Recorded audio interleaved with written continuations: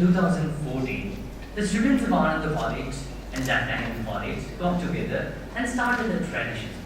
This tradition was to have an annual debate between Jaffna College and Ananda College. Starting the traditional order, I would like to invite the teacher in charge of Jaffna College and the two deputy principals of Ananda College and the teacher in charge of Ananda College and the two OBA presidents of Jaffna College and Ananda College and the two team captains will be there and light up the oil lamp.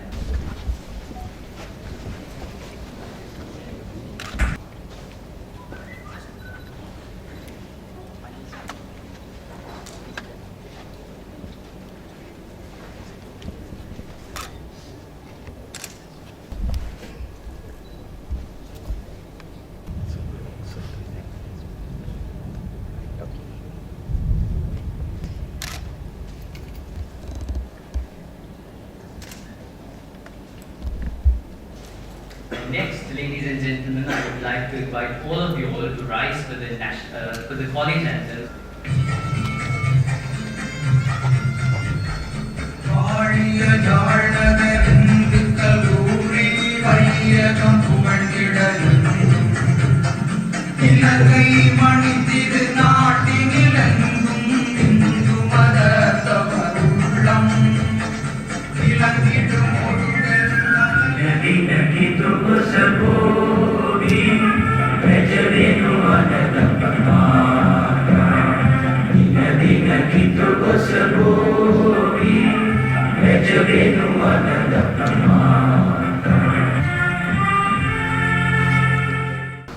Now, to welcome the gathering, I would like to invite Mr. Harendra Dahanayaka, the Secretary. Good evening. We are delighted to have you here at the Panikata Debate-2016 Memorial Year in this debating tournament between Jaffna College and Ananda College, Colombo, held in connection with the Siva Guru Ananda Memorial Trophy. That many of you have travelled a long distance serves to remind us all just how important this fixture is in both of our schools' calendars. Ananda College is pleased to host this year's debate. Since there is a debate competition, there will be a lot of speeches throughout this whole very evening, so I think it is best to keep my speech short. So let me do what I'm here to do. And to move on with the debate, the proceedings of the debate, I would like to invite the chairperson of today's debate, Saha Sudasekara. It is with immense pleasure that I welcome all of you and every single one of you to this third consecutive Manikkath Thanawala Singham Memorial Challenge Shield debate. Proposing the motion from Jaffna College is this House believes that governments with racially diverse populations should never record the ethnic or racial backgrounds of their residents. And opposing the motion, Ananda College, I would like to invite both teams to the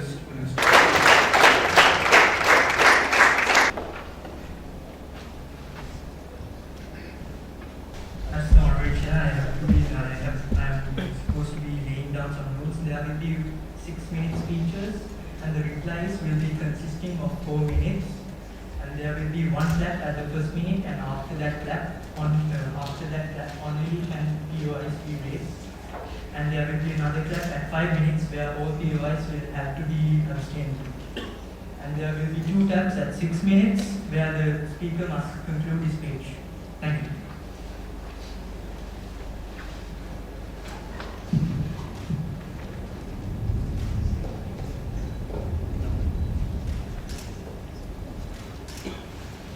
Without further ado, I would like to invite the Prime Minister to give his case. Good evening to this House, my colleagues and the opposition party.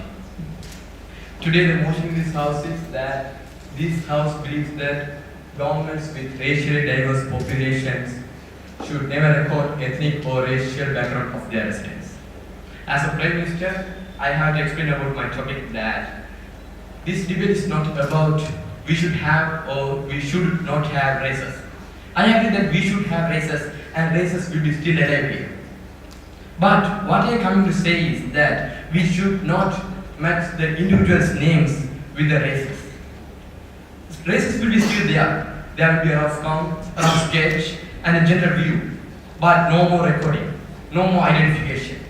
We want let you are this race, you are this ethnic group, you are majority, you are minority. That's no more here.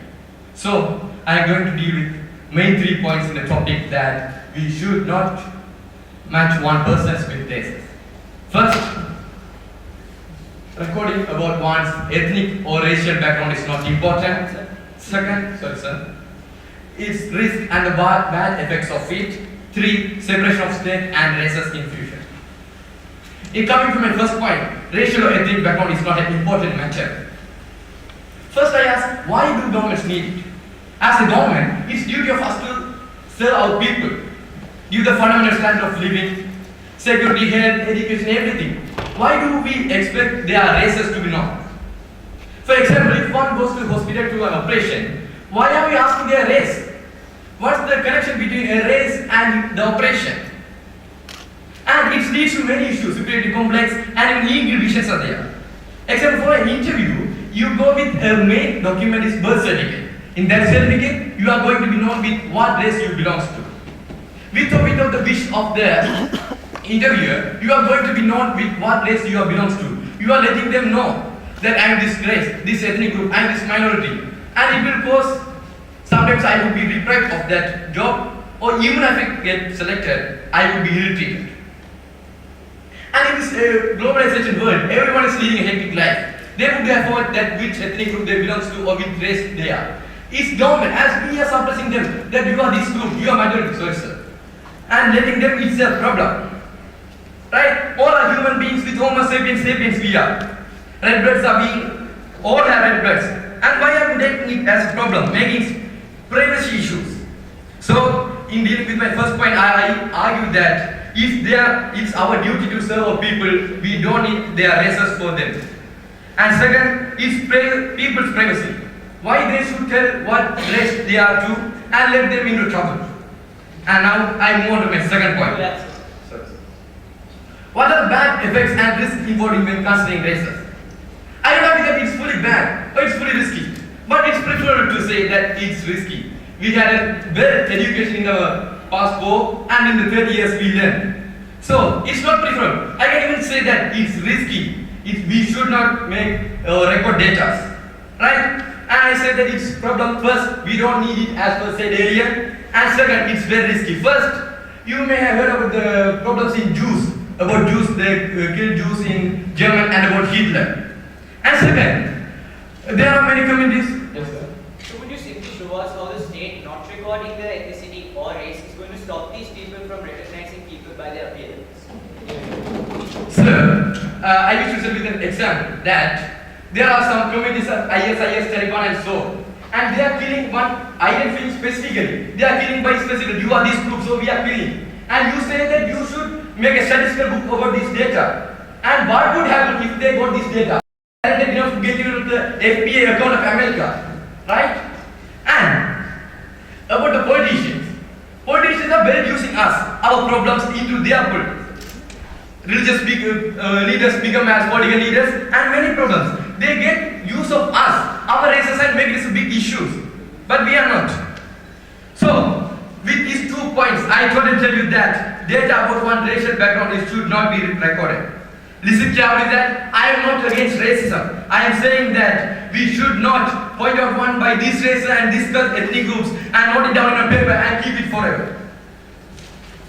And as a government, it's my duty to serve my people. And they need what they need, do what they want. Government is for the people, from the people, by the people. As a PM, I am putting a background against all this stuff. And I don't make it, I don't wish to make the same mistake that the past government did.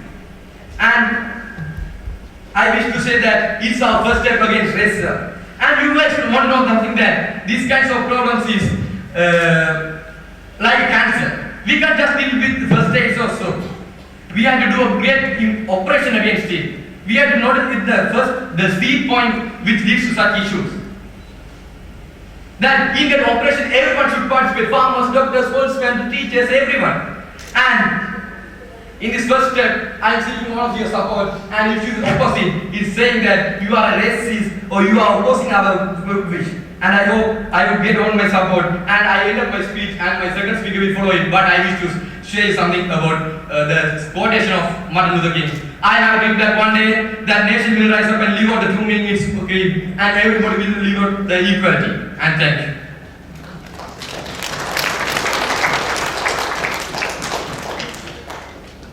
I thank the Prime Minister for his speech, and now I would like the view of the leader in this case.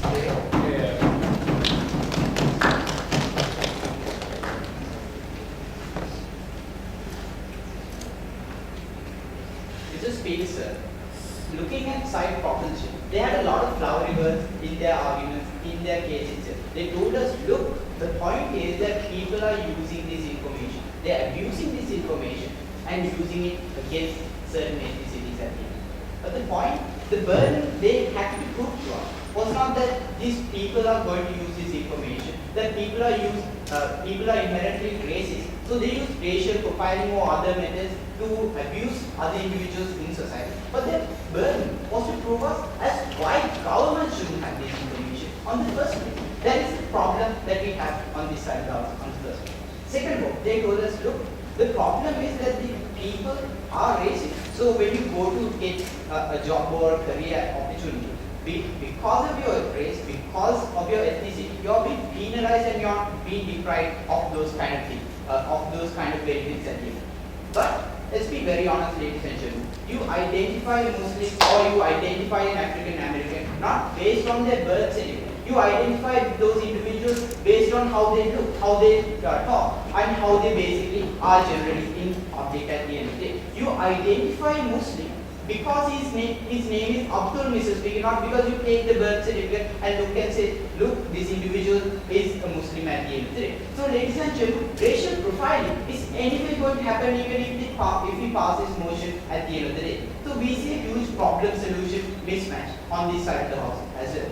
Third of all, ladies and gentlemen, we believe, look, even if there are individuals who are racist and who are depriving people from these opportunities, the point is the government is there to protect those kind of individuals. You are not allowed in the status quo, ladies and gentlemen, to take away job opportunity of individuals simply based on race. That is a fact, Mr. Speaker. So anyway, they are not going to solve anything as well. Third of all, even if we assume that you are able to do all these kind of things as well, the point remains that the government should take decisions not on the basis of what people want and at the end of the day. It's what the government seems best at the end of the day as well. So necessarily, the government is there to make sure that they cater for the needs of the people. So taking this information, if it does cater for the needs of the people, we are more than fine with passing with this motion standing as well. So looking at our case, Mr. Speaker, what is our stance? Basically, we are okay with governments taking this data or information to give benefits to these minorities or ethnic groups at the end. And to prove that, we have three main arguments. The first one being the experts. I'll tell you as to why governments need this information and why governments give tangible benefits to everyone through this information. The second one being my name is Khan. I'll tell you as to why identity is an integral part of people and what happens when you don't take this information and disregard people on a general scale as well. The third argument will be done by my second speaker. So moving on to my first argument. We believe that generally people are different based on their ethnicities and on their racial background. So they have different expectations from the government itself. They want different things from the government. So to make sure that the governments give this different expectation of the people, the government needs information from these people as well. And the best way to do is through this collection of information, through methods such as census, Mr. Speaker, where you are allowed to take information, where individuals from different ethnicities are able to give their own opinion and give what they want at the end of the day as well. So governments can compile this information and give benefit to people as well. In the case of African Americans, Mr. Speaker, who were deprived and suppressed in America, we see that the government, American government going out there and giving huge amount of benefits to them and giving educational benefits to targeted areas and locations which is under the poverty line and comprise of a majority African American population as well. Second of all, Mrs. B, you are able to get rid of misconceptions about people and races as well. Looking at countries, looking at basically looking at Europe itself, Mrs. B, they overestimate the amount of Muslims living in their neighborhood as well. So there's a general Islamophobic idea about it that is prevailing in these societies as well. They are going out there and saying, look, the Islamic community is taking all of our property and whatnot, and is basically going to take over Europe and whatnot. Europe as well. But the point is, when governments and credible sources go out and take proper information and say, look, you don't necessarily you overestimate the amount of Muslims which are living out there, you're able to get rid of these Islamophobic ideas and make sure that open-minded individuals are able to take proper rational choices as well.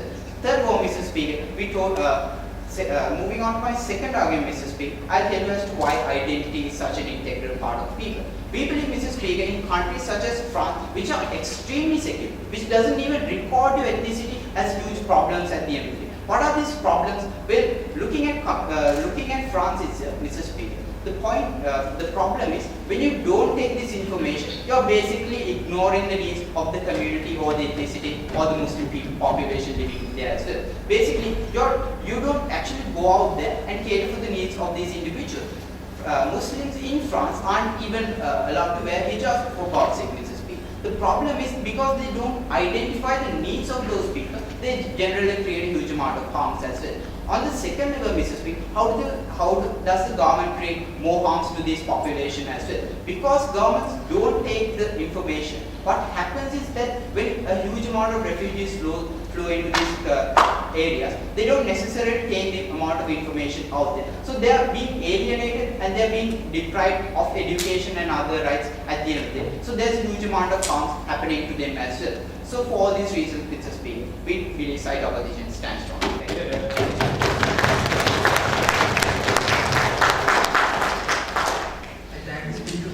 Now I would like to invite the Deputy Prime Minister to present his speech. Good evening, ladies and gentlemen. I'm a team and opposition. I directly get into telling that this House believes that government and racially diverse populations should never encode the ethnic or racial backgrounds of their residents. And I want to ask one thing from you, sir. That do you believe that whole records collected from the past years are saved in a safe place by government? I don't think so. I'm saying that the records which are saved and collected are recycled after 5 years or 10 years. I'm getting my points. That the state and race dividers. By dividing state and race, florist feature is built. By dividing the state and race, collaboration will be stopped and reduced. Because of the state and race, our future generation will not consider these racial diversions and racial records. And the political benefit, as my PM said, nowadays most of the political persons use those records which are about the racial and the racial behavior or racial or ethnic characters for their purpose. Politicians are using those type of the records for their political purpose for their election. Sorry, sir, for the election or some other else. They are using those type of records and they are searching for minority and majority purposes and minority-majority problems. He is using those type of votings or he is used such a stuff in his voting system. And another thing is working opportunities. By the racial and ethnic records, some companies or some people are using those type of the ethnic certificates and the racial certificates of records, and they use those to get a working opportunities. By these staffs in our country as well as all over the world, they are getting a good superior position, or they getting a good position in our country or all over the world. For example, member of parliament and superior government post in the government are like that. And those who get this work with this type of the racial records will be stopped by removing or destroying the records from the government. If with the help of these type of records, they are taking these positions. But when we removing these type of records from the government, we can get a good job for a qualified person who is graduated in a university or other else. Mic, sir. Sorry, sir. And the economical development. Today, the main problem is the economical development in our country. Because of the war or the conflict between the societies or the communities, we have faced more than $250 million American loss. To equalize these type of the loss, we want to combine, or we want to get a good. We want to connect communities which are racially or ethnical wisely divided. And by the records of the racial and ethnic behavior, our previous government faced many problems like this loss and wars, or like that I said earlier. And yes, sir. So, assuming this motion passes, what is your solution to racist organizations inventing statistics to create racist mentality? So, assuming this motion passes, what is your solution to racist organizations inventing statistics to make sure there's a racist mentality? Yeah, I am saying about the records of the races and the ethnic. You are saying about the racist organization and the other stuff like that. Why not stopping those type of the racial associations or that like stuff? I don't know. Why are you asking like that? And when we get a bridge among the two communities or two racial or our country divisions, we can make a good management belongs to include the communities or racial or ethnic groups. And in one report, Sri Lankan government and the Sri Lanka saying that misarrangement and the mismanagement between the communities are deep-root our economical level in a below manner. So I am saying by removing those type of the misarrangement and the mismanagement, we can build up a good country with a good economical level and economic development. And the opposition prime minister saying about the abusing and the misusage of these like of the record stuff. That's why we are also saying that these type of the abusing and these type of the misusage are reduced and destroyed by removing a record from our government. So I am finally saying that this house believes that governments with racially diverse population should never record the ethnic or racial background of the resident. Thank you for giving chance.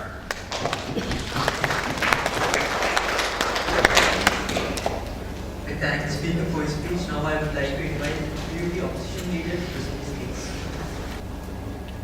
Mr. Speaker, sir, let's look at what the intelligence side proposition has taught us today. They've told us that, look, the fact is the state is recording these ethnic and racial backgrounds of the citizens. So what happens next? People aren't able to get jobs. Now, initially, ladies and gentlemen, we think that jobs aren't something that the state directly tells organizations to take upon or give these individual job opportunities. Secondly, Mr. Speaker, if you aren't taken into an organization because of your age, you have the judiciary, ladies and gentlemen. Please refer to the judiciary. Tell the judiciary that you were discriminated, you weren't given their opportunity, and you will get that opportunity, ladies and gentlemen. So we don't think, like my first speaker very clearly pointed out to you, ladies and gentlemen, we've seen a huge problem-solution mismatch from the side proposition. Secondly, ladies and gentlemen, what this told us today was that now that there are census, it's going to be saved, it's going to be recycled, and it's going to be used by racist organizations with the racist mentality to make sure that the majority has a racist mentality. Firstly, ladies and gentlemen, we think that is the exact reason why we need to have these records in the first place, ladies and gentlemen. Because if we do not have these records,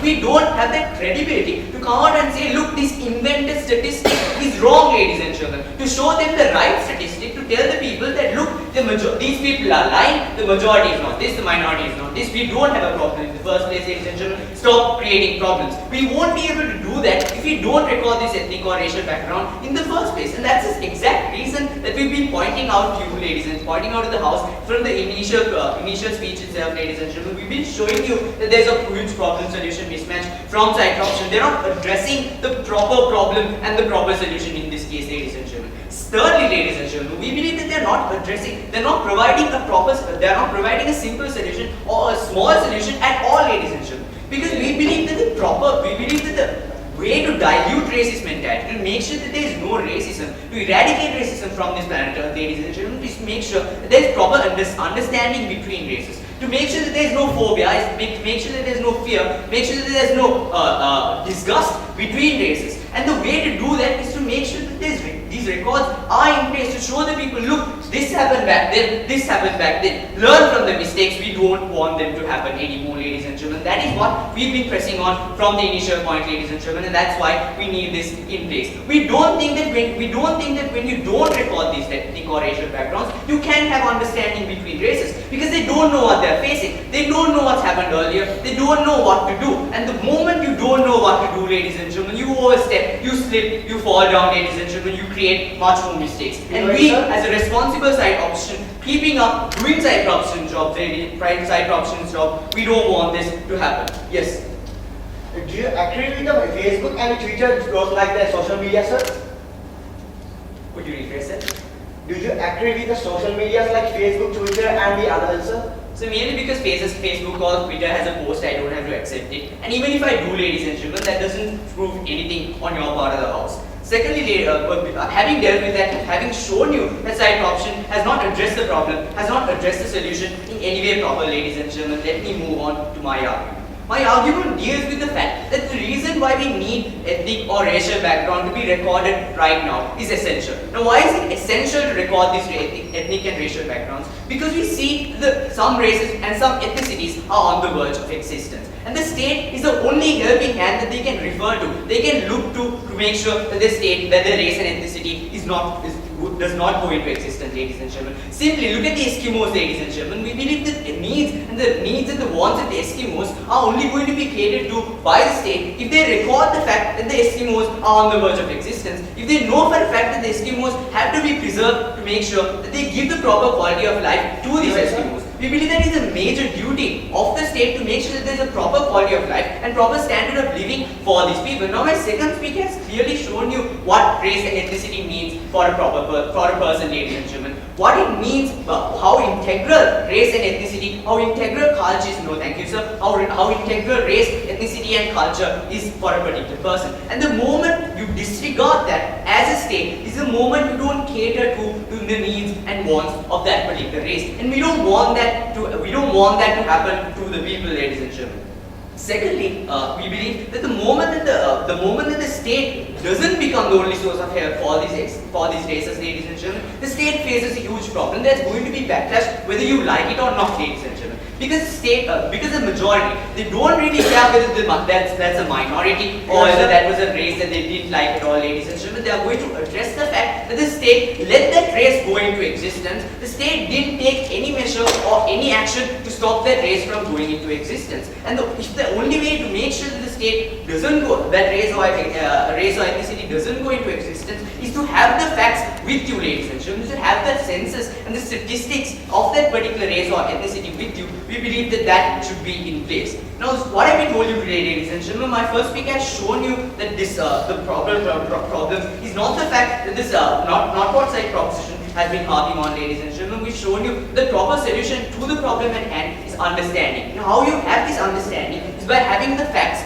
with you as a state initially, ladies and gentlemen. That's what we want. However, side proposition hasn't shown us that having a state, having these particular records is going to be detrimental to these people in the first place. And what they have shown us is that they won't get jobs. They'll be discriminated. First, ladies and gentlemen, we told you that jobs is not a fault of the state. And secondly, you have other organizations to look to if the state doesn't give you that right. Secondly, ladies and gentlemen, we tell you that discrimination is going to exist whether you record the ethnicity or racist background, the racist background of this individual or not, whether you like it or not, ladies and gentlemen. Because we have shown you the proper problem and the solution, because we shown you a way to get rid of the problem, we tell you to side with side opposition.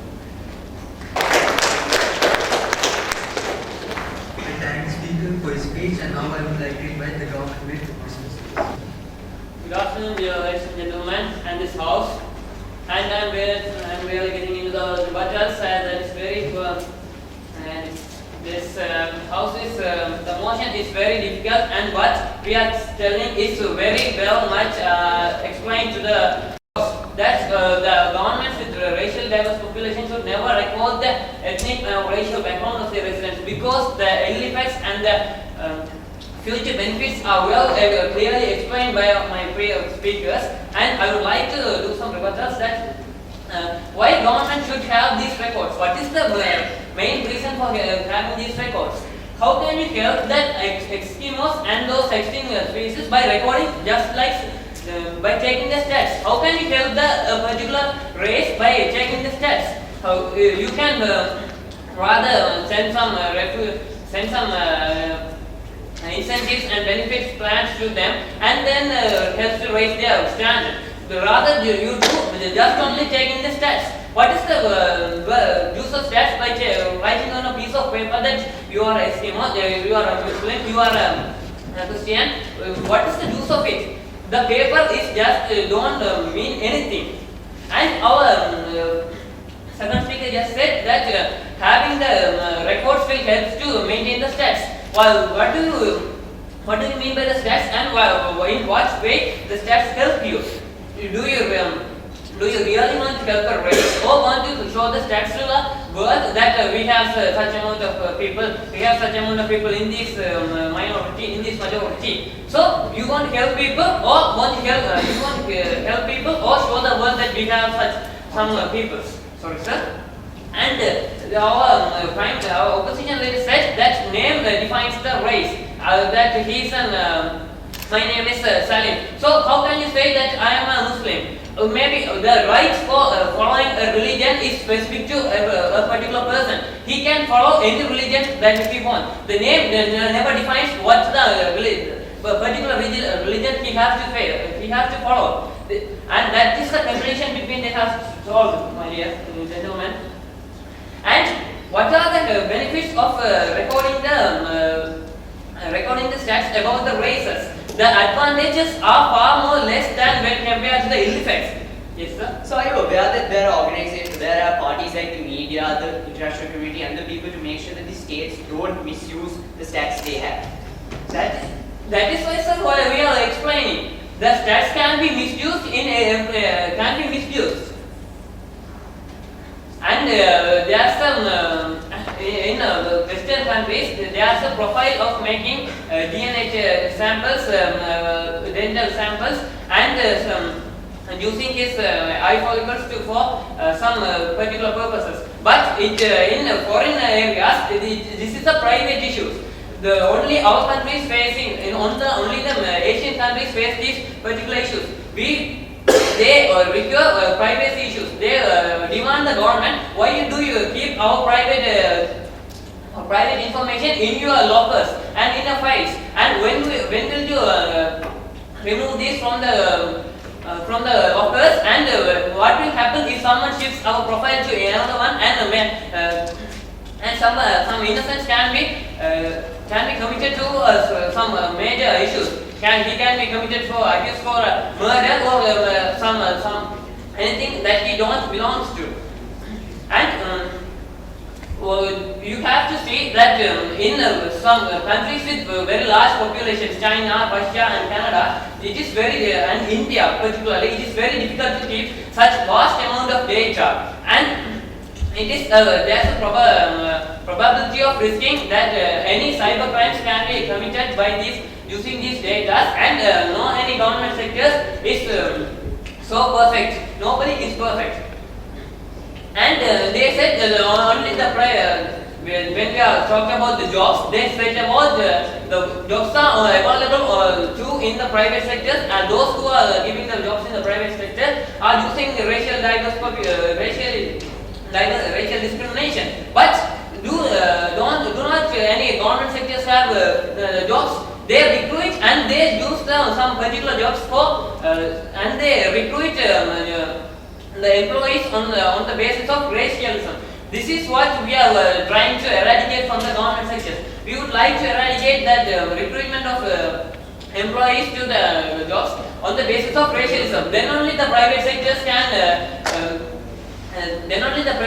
can learn from what the government say, and we are the example for the people. We are the representative of the people. People don't want any racial discrimination or any racial problems in between them. For that, we take this step as the first one towards the very largest goal that no more disputes and no more ethnical clashes in between the races in the future. And it is the first point for the dream of a millionaire. And you would, if you are trying to oppose it, how can how can the people, those who have believed themselves in you, can be satisfied? They can. They put up their faith in yourselves, and you just betray them by giving a chance for the racial disputes in the future. We want no disputes in the future, and for the betterment of the country, race should be in a particular way, and state should be in a particular. It's just like the Western, it's just like this, few centuries ago, church-state conflicts have occurred. And it provided a very good example for that church and state problem is a good example for what I have just talked. And I thank you for the very chance you have given me. Thank you, dear ladies and gentlemen.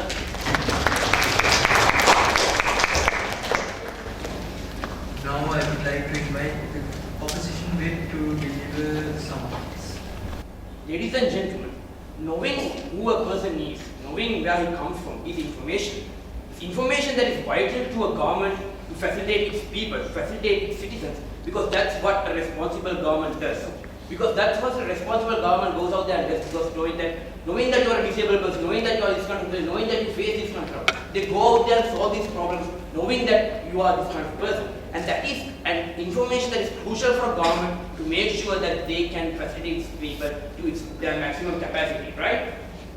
So, in today's debate, this side of the house has come out and given us so many questions, has asked us so many questions without stating something that can be actually something that's actually can be used in, right? And then they brought up this interesting point in their third speech, showing that look, this is a violation of privacy. We can use the government going out and taking records. It's not good. It's bad and not right.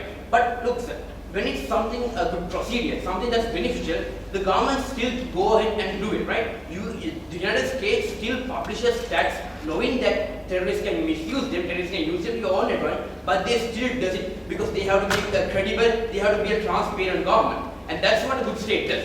So with that, I'll be moving on to my main clash point, the role of state, right? Where I'll be discussing what a good state does and that is the state that we need in today, right? So first of all, they came out and talked about how the governments are oppressing people by taking these kind of records and whatnot, right? First of all, as my first and second speakers told you, we don't think that will essentially happen. Right? There are many checks and balances effective in this current status quo. Where look at a government going out and actually oppressing or suppressing community, make sure that these people rise up against them as well, right? And that makes the media in itself take action. This is an inherent cyclic mechanism that makes sure that people are accountable for what the government does as well, because they go out there and talk against it, which inherently makes causes attention to it, which is something the government doesn't go. So we think that these kind of inherent mechanisms make sure that the government doesn't use this information to go out there and oppress minorities or whatever, right? We think that this won't happen in any way if you take records, right? And then moving on to the other point about how politicians will start abusing it. We don't think that you need to go out there and pull some records and think how many people are living there and what races they belong to make sure that go out there and you abuse these kind of records, right? You don't have to do that. You can just simply look at them and see, look, these people are black and these people are African Americans. So you don't have to go there and pull out records and to make sure that you know that, right? So by the appearance and by simply judging by your social norms itself, you can differentiate people. So we think that you don't need to pull out records to make sure and go out and start discriminating people, right? So inherently we are saying, even if you don't take records, this discrimination, this racism will happen in the status quo. But I will prove to you later on in the speech by not taking records how you can amplify this problem and make it something that we can't solve, right? Then move and then look right. They talk about how the government is supposed to be, how the government should not oppress people and whatnot, right? Look right. By the government going out there and taking records is showing that the government cares for you. It's the government facilitating you on a much more deep level, and that's what the government is supposed to do. And then second of all, look right. Once you know that you have records, you can make sure that they are facilitated. Look, the assumed country of India might know that look, there are so many Sri Lankans and Hindus living there. We might have to give them the New Year holiday next day. That's how we facilitate people. That's how we facilitate people by knowing that there are so many Muslims that they need that need taken care of. And that's how the government takes care of their people by having that records. And by having that records, you can solve many problems as well. You can make sure that there are no misconceptions against the Islamists as well. And look at, have any of you ever seen a research doc or a research paper saying that, look, right, this percentage of Muslims are like this, this percentage of Muslims are not. There are nothing like that we can done in this status quo. By doing something like that, we can actually show that, look, what they are saying is something like outright like this kind of thing doesn't have Muslims are actually good. Who knows, but they still haven't done it. What we are saying is, look, we need something to do that, to make sure that these kind of misconceptions are cleared upon and that people don't go out there and start assuming things and start extrapolating things and make sure that these racist mentalities are not activated in the status quo, right? And look, we see that kind of things happening in the status quo in the status quo itself. And then moving on what they are saying, right? Look, let's don't record these kind of things. What they said out in the first page was, look, we have vague numbers of which kind of people are living, and then we'll carry out on the basis that is a government which is not credible. That is a government who is showing that, look, there might be this X number of people living in of this ethnicity and whatnot. Let's spend some money. This is a waste of resources as well, and this might not be facilitated with those people to the maximum extent as well. And this is not something the government should do, right? And the similar they talk about this employee misstatement and how people will not be interviewed, right? Look, if you don't record it instead of whatnot, the people can't go up to the board and say, look, they didn't give me a job because I was this kind of ethnicity. The government can't facilitate those people because they don't recognize that these people exist in the state. So we don't see that people can be. We don't even see that racism even can be solved on this side of the house, right? And we tend to look at, if you don't record these kind of things, other people can go out there and make sure, other people who are racist can go out there and make sure that the other race is different from this, right? And this is something the government doesn't know, because this is something that because this is something that will make racism evaluated to much more higher level, and this is something a good government does not do. But look, right, this kind of house tells you, look, we must record these kind of things. First of all, look, we can facilitate people onto a much better level, and we can make sure that problems like racism can be addressed in sense, because we recognize that these people are there, we recognize that they have problems, and we recognize that they can bring their problems to us, which we can solve. I can recognize this person is from this individual, this ethnicity, and he has been discriminated, and I can solve that problem. But they can't do it. They can't facilitate the problem you face because you are from that ethnicity. And because of that, I think this house stands strong in this debate, and I give you to side of it. Thank you.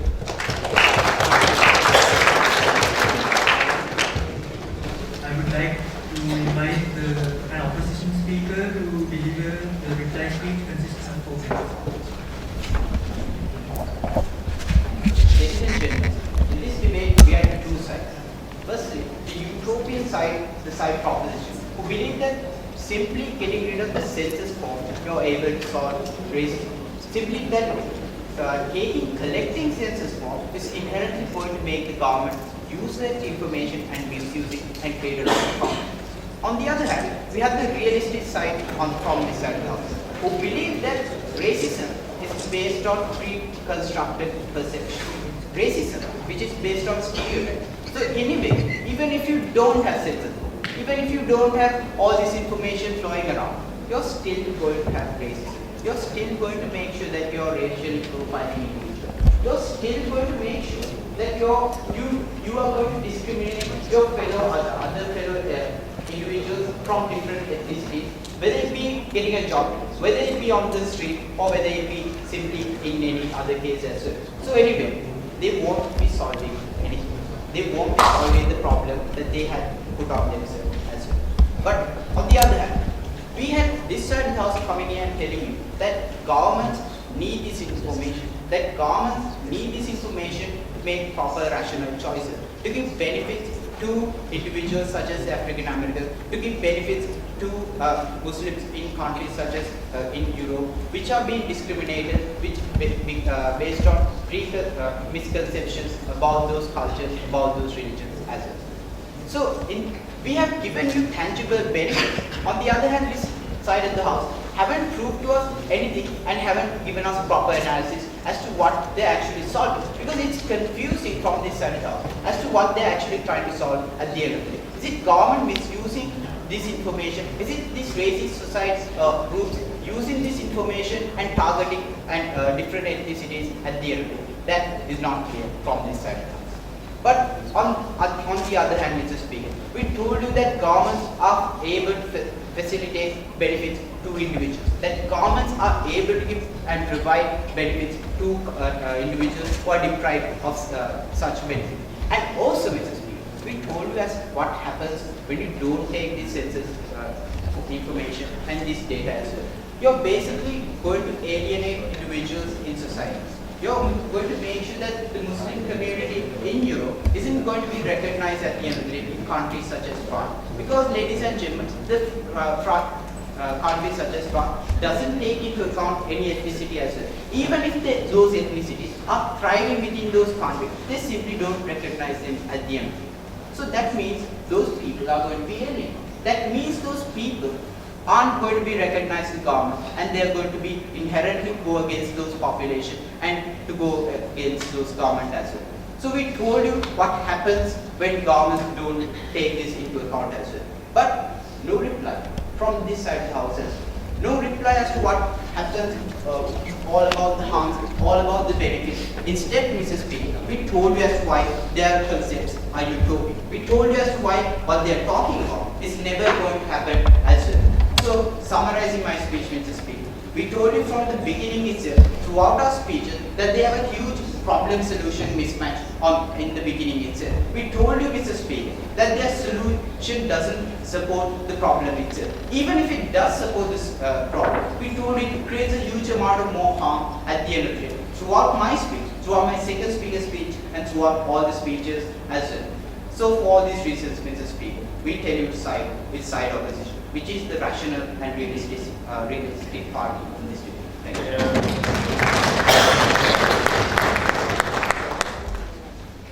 Now I would like to invite the government to deliver their speech. Once again, good evening, ladies and gentlemen. First of all, I want to go through my points that we are again and again saying that we are not saying the records as a bad thing. We are saying it's a risky to our citizens, because you want to understand the first. And ladies and gentlemen, I have a small doubt. We all know about these social medias and these social like FB, Twitter, and so on. And request 1,000 people are get connected with that FB and that Twitter and those type of the social medias. I want to ask one thing. If when you are sign up those type of the social media, are there any requirement for the racial or the ethnic records or those like of the stuff, sir? I have a big doubt on that. And I want to say another thing. How can you estimate the power of a common man by a racial background and racial record on a paper? You want to give a priority to the talent of a person. Please understand that. Dr. Ambedkar said once upon a time in India, he said that Indians can have any religion or ethnic or racial, but India doesn't have anything. I'm saying now, Sri Lanka can have any racial or the ethnic or the religion, but Sri Lanka doesn't have those type of stuff. I'm summarize my points. First of all, our Prime Minister said about the survey records, about the race and the ethnic backgrounds, about resident is not essentials, and what are the huge risks and ill effects about the records of the racial and the ethnical backgrounds. And certain speakers say about the separation of the state and the racial for the build of the future and the economical problems as well as the work opportunity problems. And the speaker reversed every point you have made, reversed everything you have mentioned. And at last, I'm saying one thing to all of them. And ladies and gentlemen, I have a doubt. What is the need to put a long blank in our birth certificate to put a racial name or the ethnic name? Just put a small box to tick are you Sri Lankan or not. At last, I'm saying one nation and one country. Thank you for giving me a chance.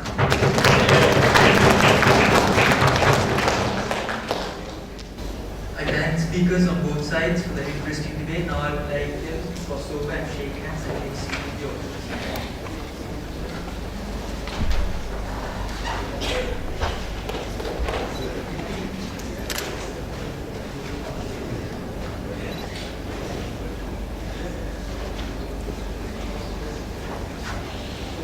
And I would like to invite one of the judges to give out the decision, the final decision. Alright. Good evening, ladies and gentlemen. First off, thank you for inviting us to judge the debates. When I got the call from the debaters council, I didn't know that it was an event of such magnitude. We usually go for debates with a far easier, relaxed frame of mind. Having said that, it's an honor to be here in the kind of setting where we have the north and the south kind of reconciling, and that's always a good thing to see.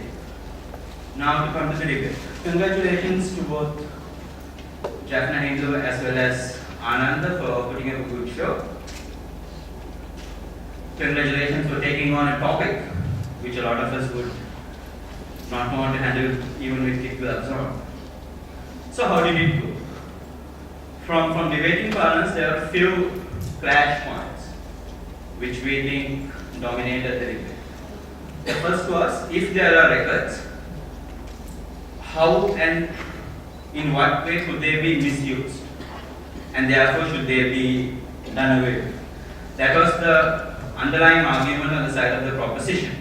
The fear that recording race or ethnic background would then haunt them into the future, and that therefore it needs to be removed.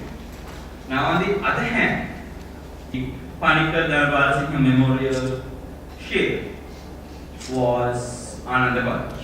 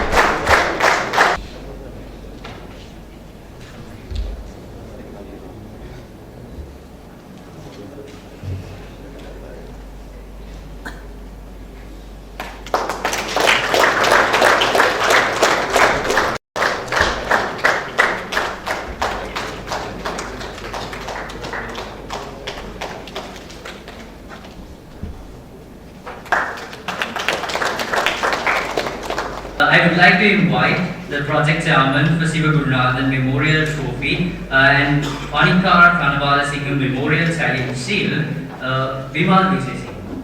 And to assist him with the prize distribution, I would like to invite Tilan Dasanayaka, the president of the 2006 All Boys Group.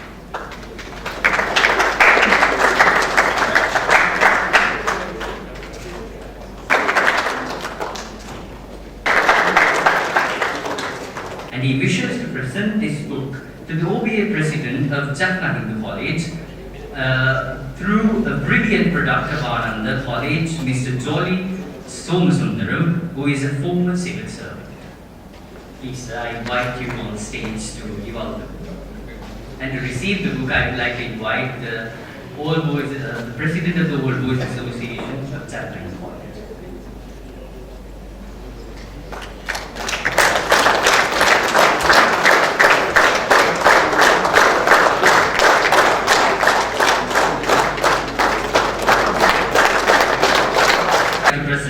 Of this book to Professor Sudarshan Senaviratna, who is a valuable Anandian.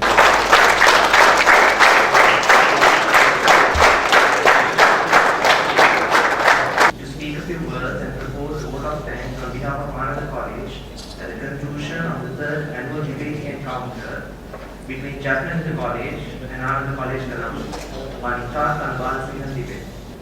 While expressing our sincere gratitude to all those who contributed in making this annual debate a pleasant and memorable event, We Anandians look forward to see you in Jaffna for a similar exciting event next year. Thank you.